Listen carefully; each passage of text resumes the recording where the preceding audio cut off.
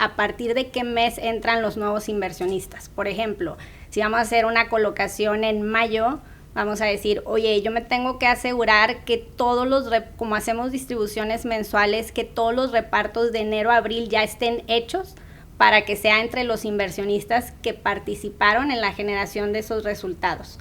Tengo que hacer lo que llamamos distribuciones anticipadas.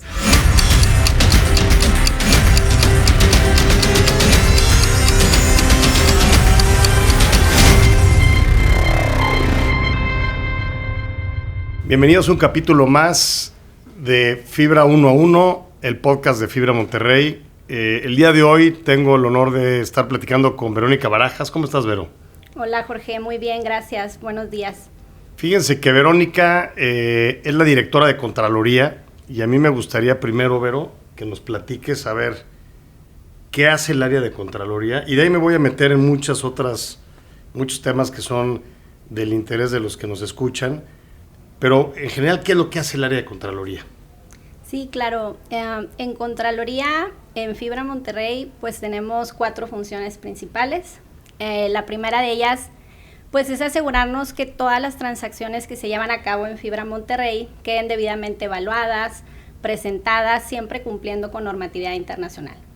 Un segundo objetivo, pues es garantizar el cumplimiento fiscal. Aquí hay 3 temas muy relevantes: la utilidad fiscal, las distribuciones de efectivo, el cálculo y la solicitud de devolución de IVA y pues mantener la calificación de fibra. Y pues también otro objetivo muy importante es establecer un control interno robusto y sólido para que todos los usuarios de la información puedan confiar en ella y tomar decisiones. Es decir, a ver, los estados financieros que te audita una de estas firmas grandotas que, pues nosotros estamos con Ernst & Young, con EY. Esa información es la que es responsabilidad de tu área. Tú tienes que, de alguna manera, emitir esa información a las autoridades, ¿no? Sí, y la parte... Ahorita dijiste un tema que me viene a la mente un poco la duda, y si se los puedes...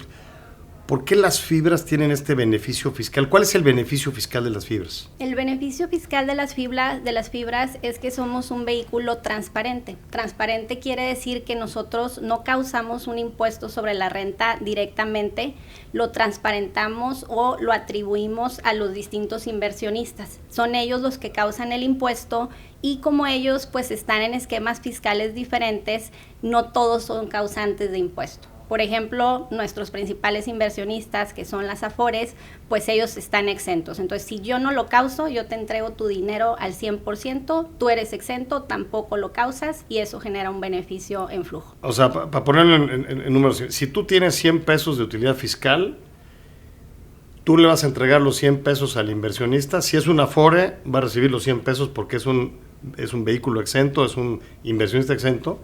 Correcto. Pero si se lo doy a una persona física, ¿quién es el que le retiene de estos 100 pesos el impuesto a la persona física?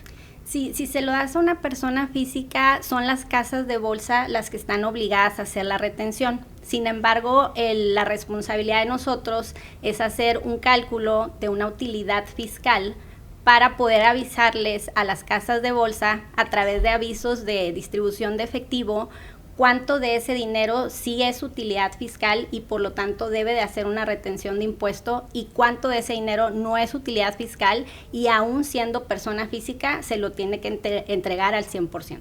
O sea, es decir, en el ejemplo que ponía de los 100 pesos, tú le vas a decir a la casa de bolsa, oye, de los 100 pesos, 50 pesos se los tienes que retener y 50 se los tienes que entregar, ¿es así? Es correcto. O sea, nosotros una vez que determinemos esa utilidad fiscal, vamos a decir, oye, de estos 100 pesos, 30 pesos son utilidad fiscal, retén impuesto a quien corresponda dependiendo del esquema fiscal, porque inversionistas, pues hay personas morales, personas físicas, afores, fondos, etcétera.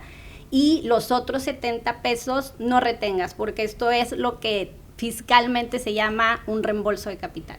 ¿Y eso por qué se da? Eso se da principalmente porque los flujos de caja que generamos pueden ser mayores que esa utilidad fiscal. ¿Y por qué pueden ser mayores?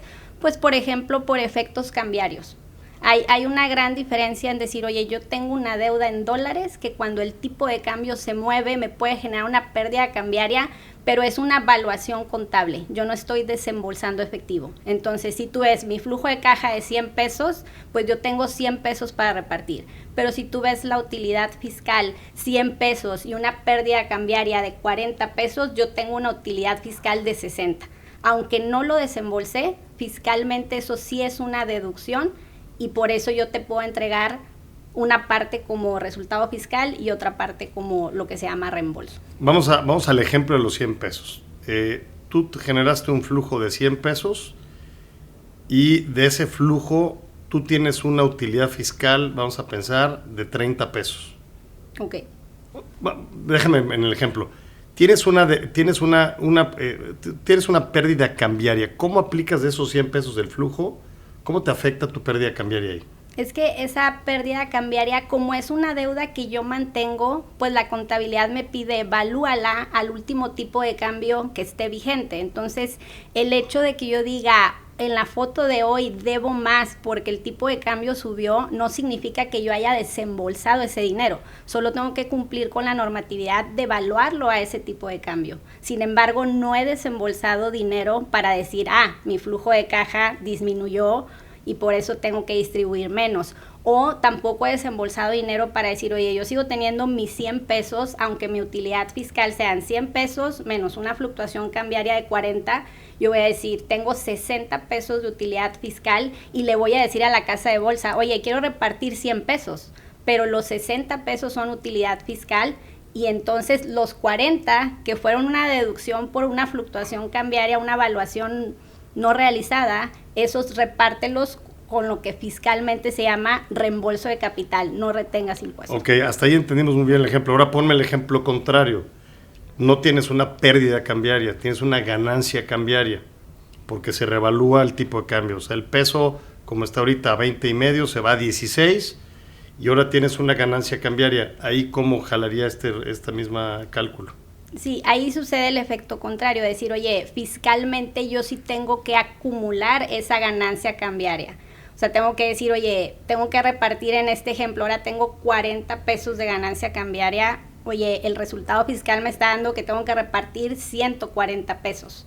Sin embargo, pues hay otros efectos fiscales, como son las deducciones de los inmuebles, que también reducen tu base y te ayudan a mitigar esas fluctuaciones cambiarias hacia arriba. Pero específicamente en fluctuación cambiaria, el efecto es ahora contrario. Yo tengo que repartir 140 y lo tengo que etiquetar todo como utilidad fiscal para que las casas de bolsa hagan la retención. O sea, tú tienes que ser en tu área muy cuidadosa de no entregar demasiado reparto de capital por si tienes una pérdida cambiaria o tienes algún otro efecto que te pueda descapitalizar y tengas que pagar más impuestos de lo que tú ya regresaste. Exacto. Durante todo el año nos pasamos haciendo proyecciones fiscales. Desde luego las áreas core nos pasan cuál es la proyección de inmuebles que se van a adquirir, cuáles son las rentas que se van a cobrar durante el año. Entonces, en base a ese presupuesto, nosotros hacemos el impacto fiscal, cuánto vamos a tener de depreciación fiscal, cuánto vamos a tener de ajuste anual por inflación, cuánto en escenarios de piso y techo esperamos que sea la banda de tipo de cambio. Digo, desde luego no tenemos la bola de cristal ni pretendemos atinarle, sin embargo, sí hacemos una elasticidad de piso y techo para decir, si se fuera al piso, yo solamente puedo distribuir tanto de reembolso de capital. Si se fuera al techo, este es el límite. Entonces, todo el tiempo, en base a esas proyecciones, vamos cuidando no repartir de más reembolso de capital. Y un punto importante es que por eso tenemos las distribuciones que llamamos diferidas. O sea, lo de 12 meses lo repartimos de abril a marzo del siguiente año, porque en enero ya tenemos nuestra utilidad fiscal definitiva y ahí ya podemos hacer en el reparto del último trimestre los ajustes necesarios dependiendo de cómo se haya movido el tipo de cambio, que es una de las variables que no controlamos. Por ejemplo, este año, danos color. ¿Qué es lo que estás tú previendo y qué acciones estás tomando en consideración para que no te vaya a pegar el efecto cambiario? ¿Estás pensando que se va a reevaluar? O sea, ¿cuáles son tus escenarios, tus rangos del tipo de cambio? Sí, pues digo, este año por lo que está sucediendo en el mercado, pues sí estamos previendo que el tipo de cambio va a estar alto. Sin embargo, pues también tuvimos un cierre con tipo de cambio razonablemente alto, entonces creemos que no va a haber tanta... O sea, tu partida empiezas de 20 pesos y más o menos ahí se va a quedar. Exactamente, o sea, traemos pisos de... Siempre cuidamos un poquito más hacia abajo, aunque pensemos que va a estar en los 20, nos vamos a un piso de 19 y nos vamos a un techo de 22, 23, porque los extremos son los que nos ayudan a calibrar la proyección. Que hubiera sido otra cosa si hubiéramos tenido el tipo de cambio como lo tuvimos hace 3 meses a 16.5. Si tu cierre del año hubiera estado en 16.5, sería otra estrategia completamente distinta porque está demasiado abierto el gap, ¿no? Exactamente. Si fuera un rango tan alto, pues sí tenemos que hacer estrategia diferente, estar pues calibrando un poco más e inclinándonos en los primeros meses pues hacia nos preocuparía menos porque cuando terminas bajo y prevés que va a estar alto, pues tienes deducciones cambiarias y aparentemente un reembolso de capital muy fuerte, o sea, sin generar impuesto. Sin embargo, pues somos cautelosos y vamos poniendo una media de 50% para ir viendo qué sucede en los siguientes meses. Otra cosa que veo que preguntan mucho los inversionistas de retail, cada vez que vamos a hacer una colocación, cuidamos mucho el no diluir a nuestros inversionistas. Si nos puedes platicar qué es lo que tienes que hacer en las distribuciones para que previo a que hagamos la colocación, cuando emitimos más acciones, no se diluyan tanto los inversionistas. Sí, bueno, cuando va a suceder eso, lo que hacemos sí es cuidar mucho por lo que llamamos justicia económica, de decir a partir de qué mes entran los nuevos inversionistas. Por ejemplo, si vamos a hacer una colocación en mayo, vamos a decir, oye, yo me tengo que asegurar que como hacemos distribuciones mensuales, que todos los repartos de enero a abril ya estén hechos para que sea entre los inversionistas que participaron en la generación de esos resultados. Tengo que hacer lo que llamamos distribuciones anticipadas. Ok, y de esa manera no los afectas a los anteriores. De esa manera no afectamos a los anteriores porque se les distribuye conforme a la participación que tuvieron en esos 4 meses en donde todavía no había colocación. Ok, y otra de los diferenciadores importantes de Fibra Monterrey es que nosotros distribuimos de manera mensual. Tú tienes que tú reportas el trimestre y entonces ya sabes cuánto vas a distribuir. ¿Cómo le haces para saber cuánto distribuyo por mes? ¿Y por qué son distribuciones iguales? O sea, ¿cómo haces ese cálculo de la reserva de la distribución? Sí, pues nosotros queremos que el inversionista, sobre todo el retail, pues perciba que son flujos estabilizados y flujos garantizados. Entonces, lo que hacemos es hacer el cálculo trimestral y como lo hacemos diferido, o sea, cuando termina el primer trimestre que está por terminar de enero a marzo, pues esos 3 meses los vamos a repartir de abril a junio. Entonces, hacemos el cálculo trimestral, lo revisamos, lo supervisa también nuestro auditor para que esté en línea con el cumplimiento normativo y una vez que está validado por todos nuestros filtros, hacemos la división entre 3 y es lo que repartimos en los siguientes 3 meses. Ok. Otra de las partidas que también se discute mucho, Vero, es en un estado de resultados, particularmente el de una fibra, hay 2 partidas que afectan o alteran mucho el resultado, que es la evaluación de los activos y el efecto cambiario. Si nos puedes platicar un poquito por qué se da este fenómeno. Sí, pues la evaluación de los activos es porque pues somos una fibra pues mayormente industrial, entonces pues los activos están valuados en dólares y nosotros pues tenemos normativamente una moneda de reporte que es el peso y una moneda, lo que se llama moneda funcional también es peso. Entonces, el simple hecho de que de pronto tengamos un tipo de cambio de 17 que se mueve a 20, pues ya tenemos 3 pesos de diferencia que se tienen que aplicar directamente para incrementar el valor de las propiedades. Entonces, pues por cumplimiento con norma internacional, esos 3 pesos aplicados sobre nuestro portafolio, pues nos pueden dar bandazos de 2,000 millones de pesos, 3,000 millones. Sin embargo, pues no tenemos que olvidar que eso es una evaluación que no está haciendo un desembolso efectivo, tampoco está haciendo una cobranza de efectivo que vaya a distorsionar nuestras distribuciones. Simplemente, pues, la normatividad nos pide capturar el valor del inmueble en el tiempo, el cual está, pues, fuertemente influido por el tipo de cambio. Que aparte, esa evaluación no la hace tu área, o sea, la hace un perito independiente, un evaluador independiente, y entonces te aparece en el estado de resultados como valor razonable de las propiedades. Correcto. Que así como puedes tener un flujo positivo importante cuando tienes una depreciación, también puedes tener un flujo negativo cuando tienes una apreciación, como ya pasó también en años anteriores. Esa partida, lo que tú estás diciendo es que no es en efectivo, pero te altera mucho tu estado de resultados. Exacto, o sea, no es en efectivo, sí vemos una partida muy fuerte. Sin embargo, pues tanto para propósitos fiscales como para distribución de efectivo, esa partida se aísla. Por eso lo vemos como meramente un cumplimiento de evaluación en términos, pues, contables, para decirte en la foto de hoy en el tiempo, dado que tu activo está en dólares, vale tanto. Ok, pero sí hay otra partida que también altera mucho el estado de resultados y que sí te impacta en la parte fiscal, que es la pérdida o ganancia cambiaria. Exacto, digo, en nuestro estado de posición financiera, pues nuestros dos de nuestros rubros relevantes, aparte del de propiedades de inversión que ya platicamos, está la deuda.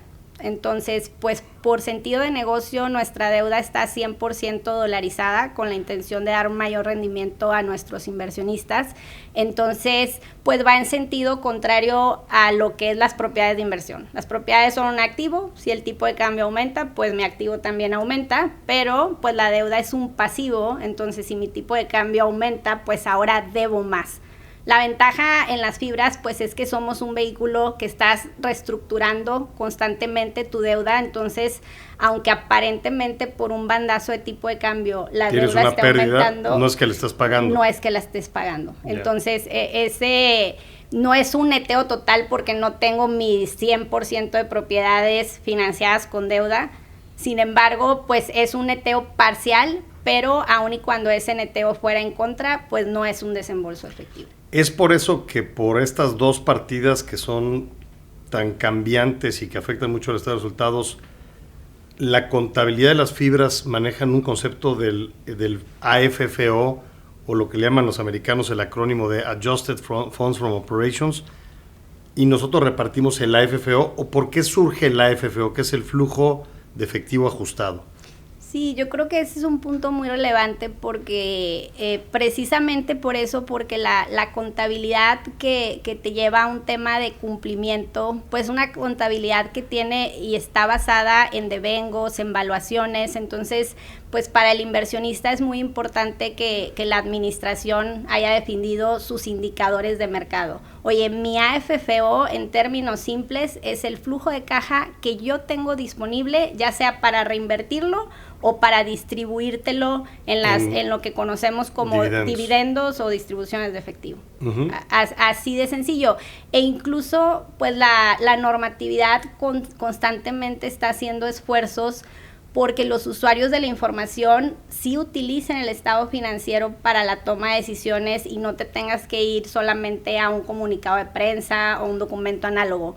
Recientemente ya fue emitida una norma en la que nos pide que ahora los indicadores de mercado los incorporemos al estado financiero, precisamente en otro esfuerzo de la normatividad por acercar al inversionista a voltear a ver los estados financieros. Entonces, esa norma ya está en vigor. Tienes la obligación es adoptarla en 2027, pero puedes adoptarla anticipadamente a partir de 2025. Y entonces, pues eso va a ayudar a que en el mismo estado financiero puedas ver tu indicador de mercado y puedas ver una conciliación en una nota al estado donde digas, mira, mi utilidad neta es de 1,000 pesos, pero pues si aíslo una pérdida cambiaria y si aíslo efectos de valor razonable, mi flujo realmente es de 2,000 pesos. Ya. Pues temas muy interesantes, mi querida Vero. Se nos acaba el tiempo. Ya seguramente tendremos más capítulos para meternos más a detalle de estos temas tan importantes. Y gracias por acompañarnos en un capítulo más de uno a uno al podcast de Fibra Monterrey. Muchas gracias, Vero. Al contrario, Jorge, muchas gracias por la Gracias. invitación.